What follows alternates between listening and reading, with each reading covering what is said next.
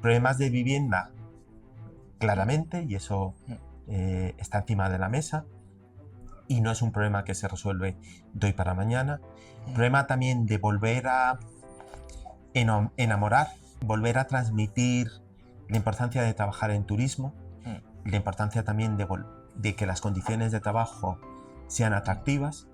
Hace 30 años, las personas que trabajaban en construcción acabaron trabajando en turismo y para ellos fue una mejora. Ahora el turismo no se ve como un sitio atractivo. Claro. Las personas prefieren trabajar en un supermercado que en un hotel. Entonces, esa fractura tenemos que trabajar entre todos para que las cosas vuelvan a funcionar y escuchar a las personas. Es decir, esto no es los manifestantes tan locos, no. Es decir, Claro. tenemos un problema y hay que resolverlo.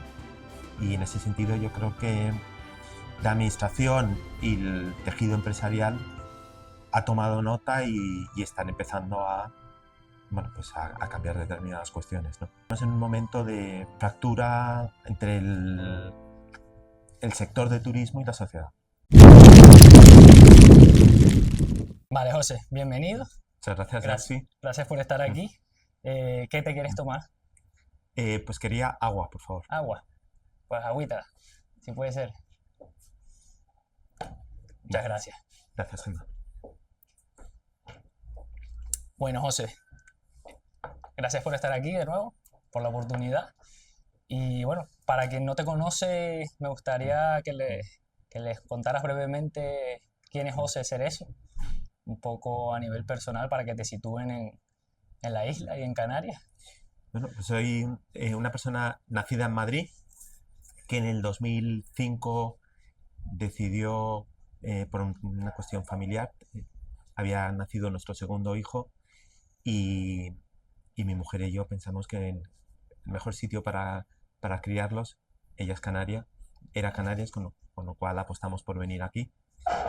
Y desde el 2005, pues muy feliz viviendo en Canarias. Con muchos cambios, porque en casi 20 años pues pasan muchas cosas a nivel personal y a nivel también económico, ¿no?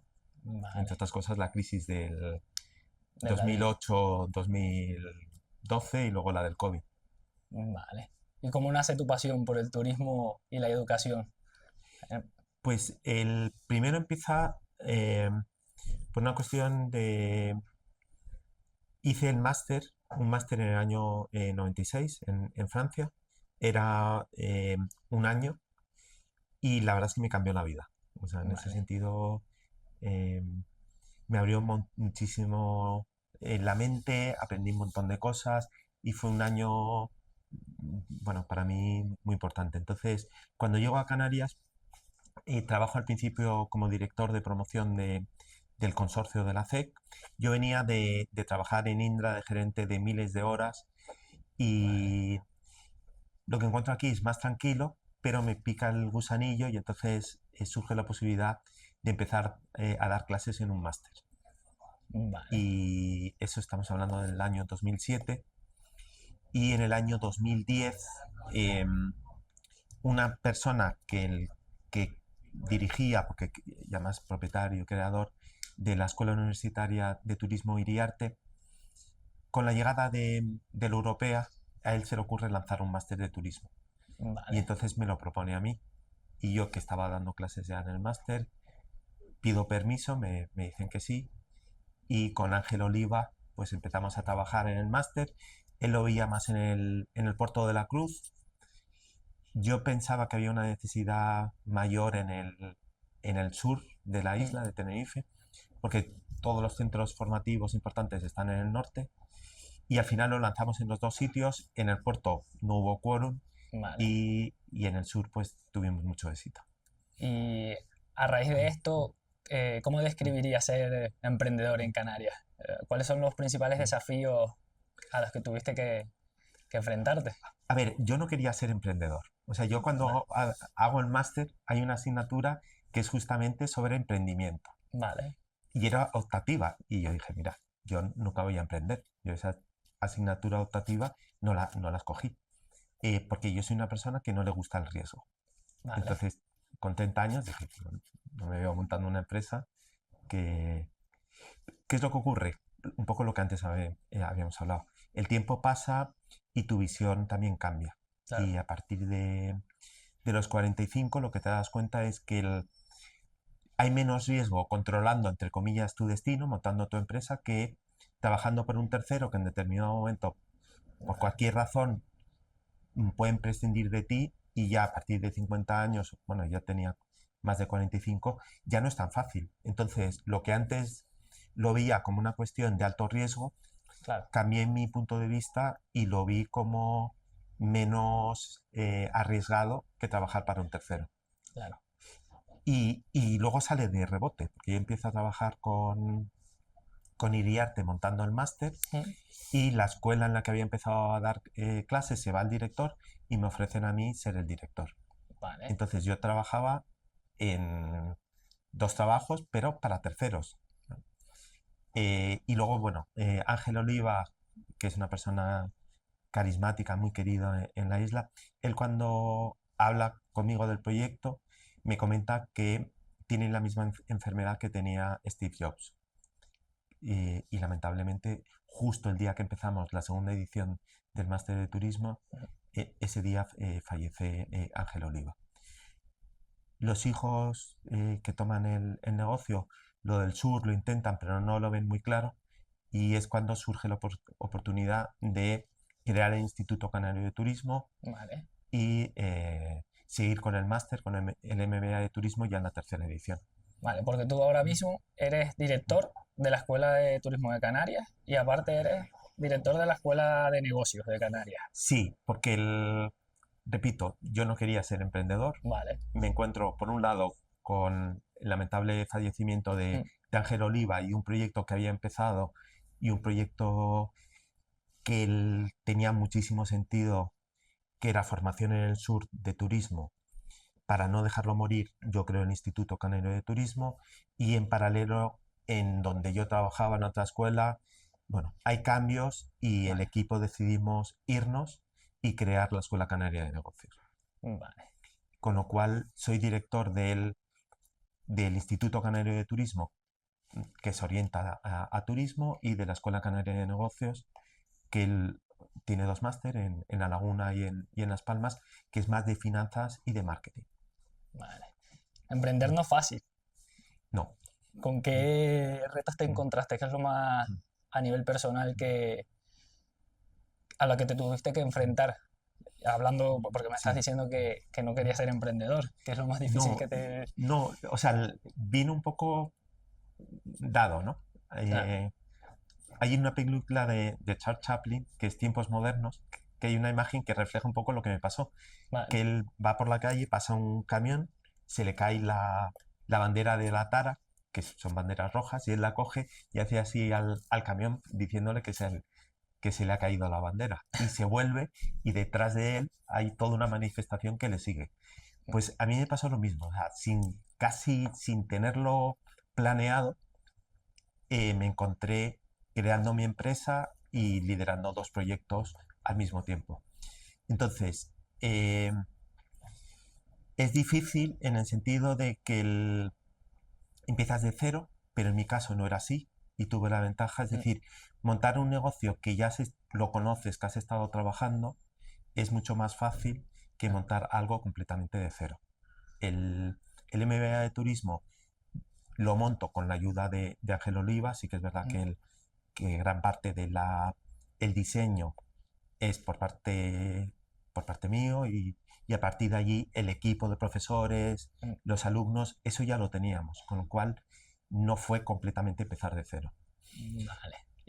Dicho esto, em, cada vez veo que es más difícil ser emprendedor.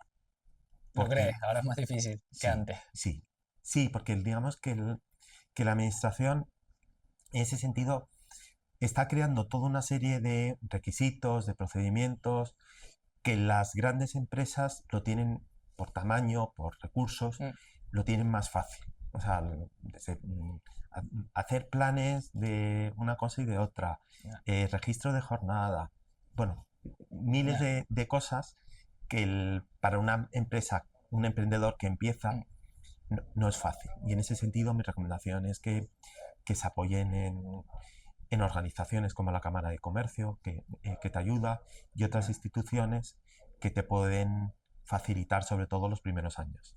Vale. Hablando del máster, un poco qué tipo de perfil de estudiantes buscan, por lo menos en el Instituto Canario de Turismo.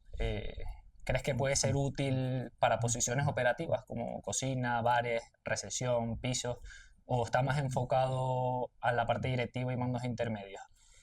Nosotros tenemos de las dos cosas, es decir, el máster para entrar pedimos dos requisitos. Uno es experiencia, eh, haber trabajado. Es decir, Mm, la persona y nos ha pasado, me acuerdo de un alumno que 19 años que estaba emperrado en hacer el máster. Y dije, mira, nosotros encantado, pero trabaja, ten un jefe, ten clientes, ten compañeros de trabajo, y dentro de 3 años nos llamas y cumples con ese requisito. Y a vale, los 3 años nos llamó y hizo el máster.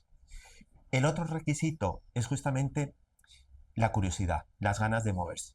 ¿Vale? Y hemos tenido Estéfano, primera edición del máster, ahora es subdirector de un hotel, y él era camarero, pero él tenía claro que no quería ser camarero toda la vida, claro, que es lícito y legítimo, claro. pero que lo que buscamos es personas que tienen esa inquietud de hacer cosas distintas. Y el máster, para ese tipo de personas, las puertas están abiertas de par en par. Y en base a los profesores, ¿qué tipo de claustro tiene la escuela? ¿Y qué experiencia aportan al programa? Pero nosotros lo importante del profesor es que lo que imparta es en lo que trabaja. Es decir, pues en operaciones son profesores que, el- que no viven de la docencia, o sea, que son Mm, directores de hotel o de cadenas, como tenemos Pablo Díaz en Gran Canaria, aquí ya tenemos a Alejandro Crespo, que es el director de Mare Nostrum. Ellos dan operaciones. F&B, pues Omar Santana, que es un consultor mm, que sabe muchísimo de justamente de la parte de alimentación y bebidas. De revenue, pues buscamos personas que, pues lo mismo, Alejandro Moriana, que vale, tiene una empresa de revenue.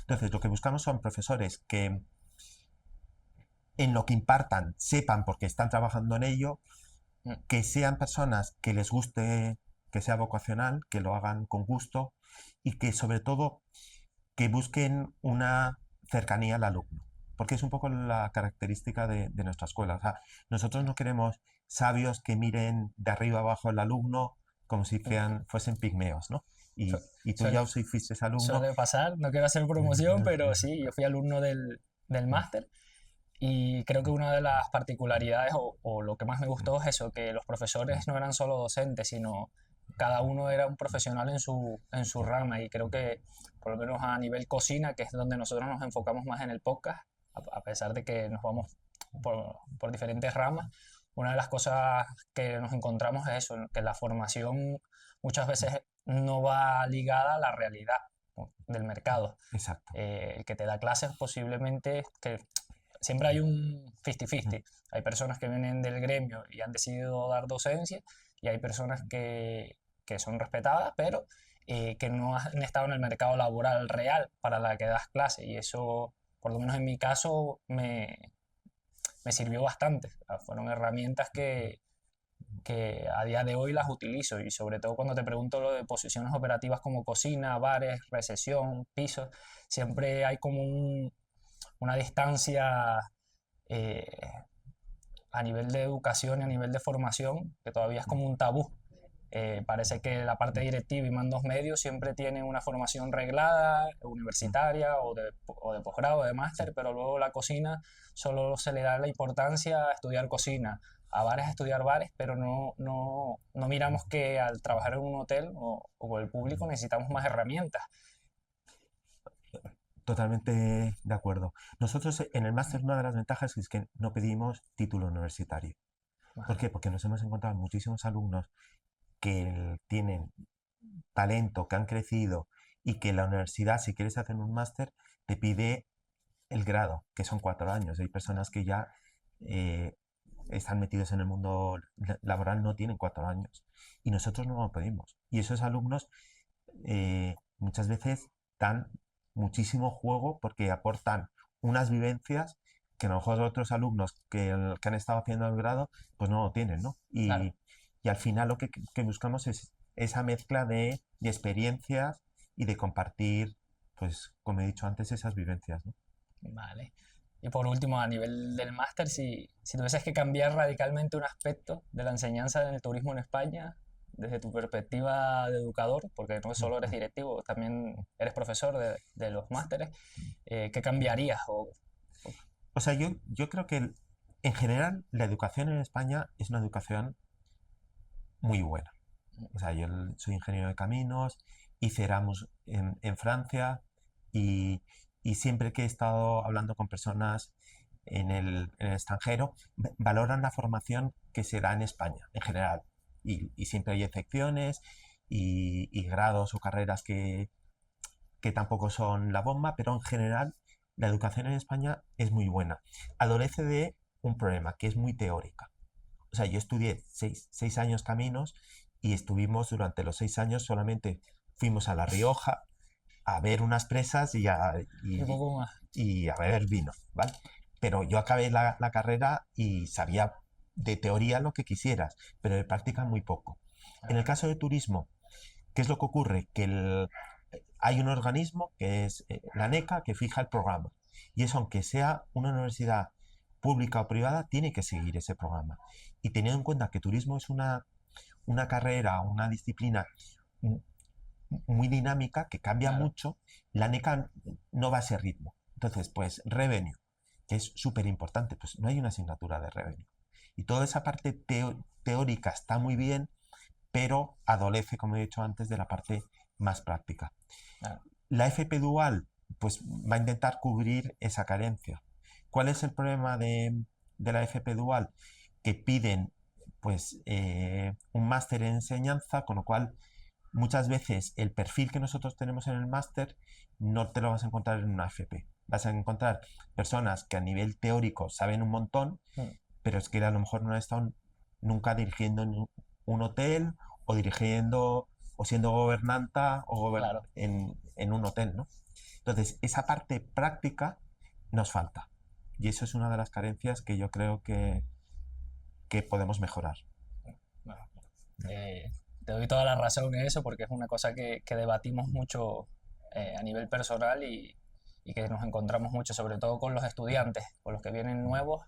Encuentras, sobre todo en cocina, te encuentras mucho ese perfil, de mucha teoría y cero práctica. Es verdad que Sí, con lo dual le das, todavía no termina de ser al 100% como uno querría, porque todos esos cambios sí, van lentos, sí, pero sí es verdad que de entrada, que ya tú estés en una cocina a los 2 meses de empezar, durante los 2 años siguientes que estás estudiando, te da una perspectiva totalmente diferente, te da una realidad, sobre sí, todo a la hora de elegir, porque yo creo que el mayor problema es cuando te venden un gremio a nivel mm, educativo y luego lo que te encuentras es totalmente lo contrario. Ya de entrada, que tú puedas hacer eh, unas prácticas reales sí, hace que tú también decidas si quieres seguir por ese camino o por lo contrario irte por otro gremio. totalmente. O sea que yo creo que en ese sentido la FP Dual responde a esa carencia que tenía el sistema Mm. y, y si se monta bien, creo que va a ser muy útil para el sector. Vale, un poquito yéndonos por la parte de turismo Sí, y por los retos en Canarias. Siempre intentamos tocar varios ámbitos, el sí, personal, el profesional y un poco la opinión. Nunca intentamos politizar nada sí, porque no es el fin del podcast. El fin del podcast es poder dar valor a los que nos oyen y darle herramientas si no las conocen para crear una comunidad, sí, ya que en la hostelería, como hablamos, en la parte directiva y mando intermedio, pues es- está muy creado esa comunidad del tú al tú, del amigo, de la escuela, entonces siempre hay información, pero para los mandos medios hacia abajo, normalmente es como un desconocimiento total, ¿no? total del gremio. ¿Cómo ves la situación actual del sector? Porque llevamos 2 años, por lo menos en Canarias, calientes. Eh, Sí. A ver, a nivel de ocupación y de ingresos, después del COVID hubo un fenómeno de hay que vivir la vida, ya, hay que salir, hay que ir de vacaciones, hay que disfrutar. Entonces, todavía estamos en esa ola y por tanto el nivel de ocupación que tenemos es fantástico en general. Es mm, decir, este año en Canarias vendrán prácticamente 18 millones de turistas. Es un récord. Y a nivel de, con precios muy elevados. Entonces, a nivel de cifras macro, eso está muy bien. ¿Dónde surgen los problemas? Que al final, y, y estamos hablando de las manifestaciones que mm, ponen un poco en evidencia ese malestar, ha habido una disociación entre la sociedad canaria y su principal fuente de ingresos, que es el sector del turismo. Es decir, mm, la sociedad canaria ha dicho, vale, las cifras son muy buenas, pero yo como sociedad no veo que esos beneficios repercutan en mí. Es decir, claro, cada vez tengo más dificultad de encontrar una vivienda, cada vez tengo que recorrer más kilómetros para ir a trabajar, cada vez estoy más tiempo en embotellamiento. Y el sueldo que tengo, mm, pues no me da. Y eso no me motiva y eso, entre otras cosas, lo que ha hecho es pues un porcentaje de bajas en los hoteles también récord. claro, Entonces, ha habido esa falta, esa ruptura entre un sector que va muy bien y una sociedad que dice, vale, pero a mí no me va tan bien. claro, ¿De acuerdo? Entonces, problemas de vivienda, claramente, y eso mm, está encima de la mesa, y no es un problema que se resuelve de hoy para mañana. mm, Problema también de volver a enamorar, volver a transmitir la importancia de trabajar en turismo, mm, la importancia también de que las condiciones de trabajo sean mm, atractivas. Es decir, hace 30 años las personas que trabajaban en construcción acabaron trabajando en turismo y para ellos fue una mejora. Ahora el turismo no se ve como un sitio atractivo. claro, Las personas prefieren trabajar en un supermercado que en un hotel.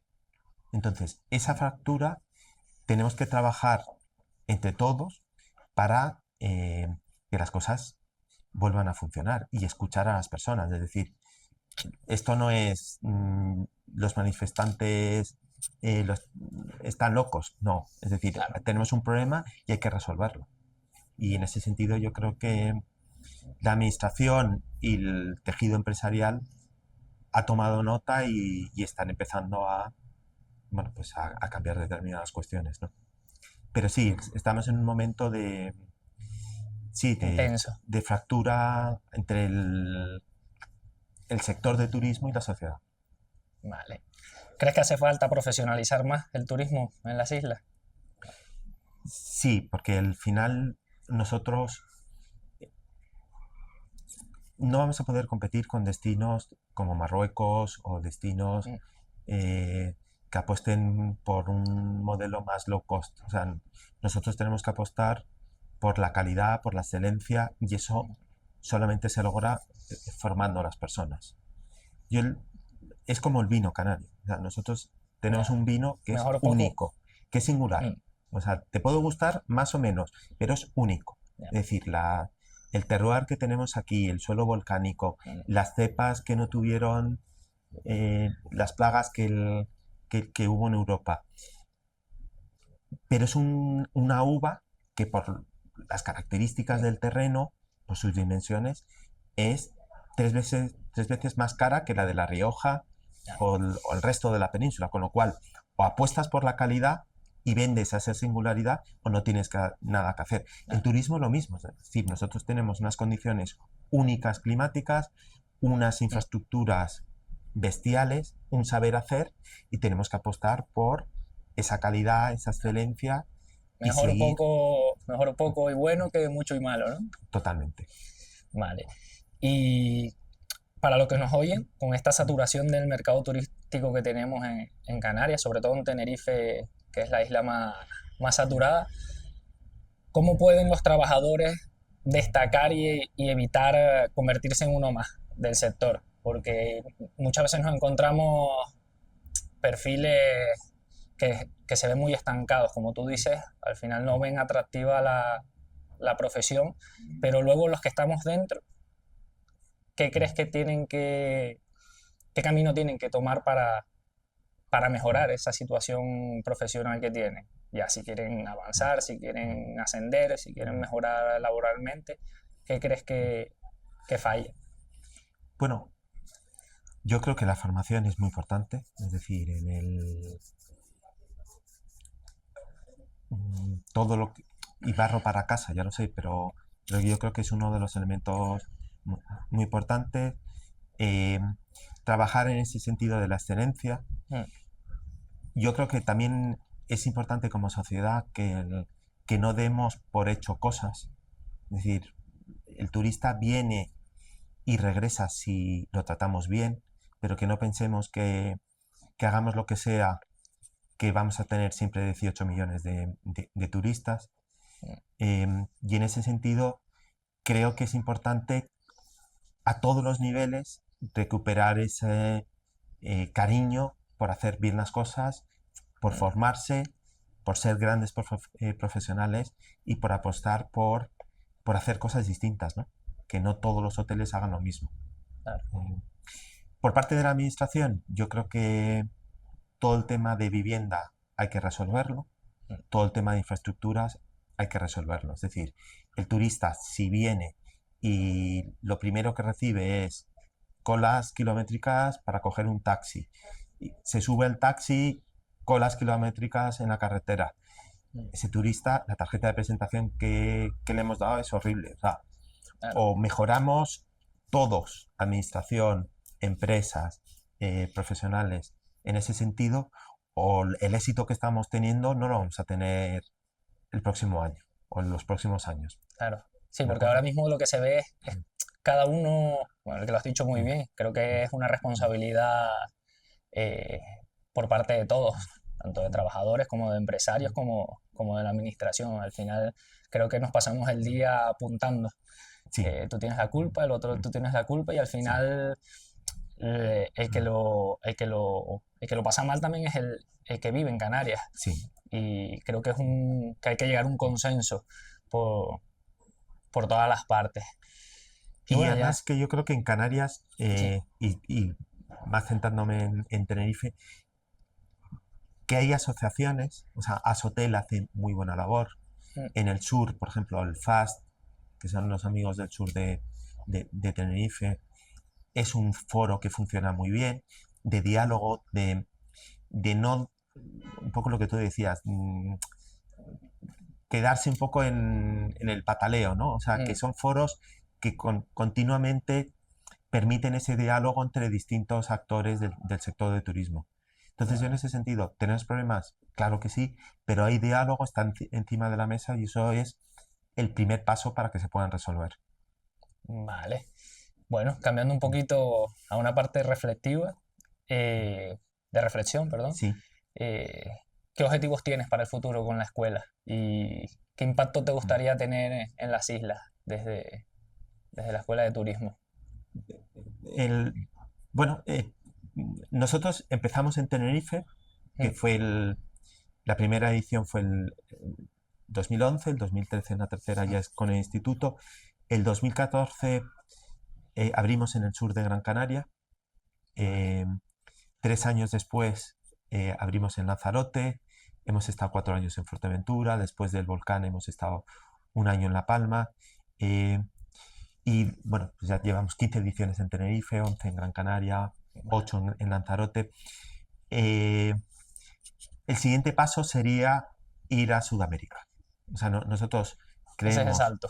sí, dar el salto, con acuerdos con escuelas allí, pero yo creo que el concepto de MBA de turismo es un concepto nuevo, que es básicamente antes había MBAs y había programas muy técnicos de Mm, turismo. O sea, hacer un MBA adaptado al sector de turismo es una fórmula que ha mm, funcionado muy bien.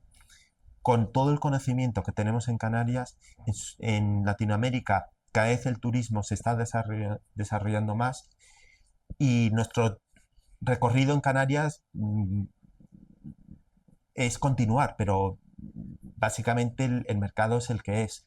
Entonces el siguiente paso sería ir justamente a Latinoamérica. Vale. Y ahora mismo, ¿dónde podemos encontrar el máster? Donde si quisiéramos cursarlo, ¿en qué isla estamos? Estamos en el sur de Tenerife, en Arona.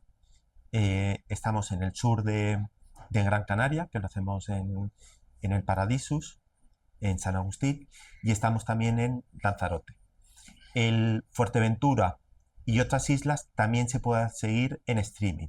Es decir, el máster Vale. es presencial, pero alumnos que no se pueden desplazar, y este año, por ejemplo, tenemos una alumna que es canaria, pero que está viviendo en Suiza, pues lo está haciendo desde allí. Vale. El máster es presencial, pero se graba y también se puede atender en streaming. Vale. Bueno, José, ya vamos llegando casi al final.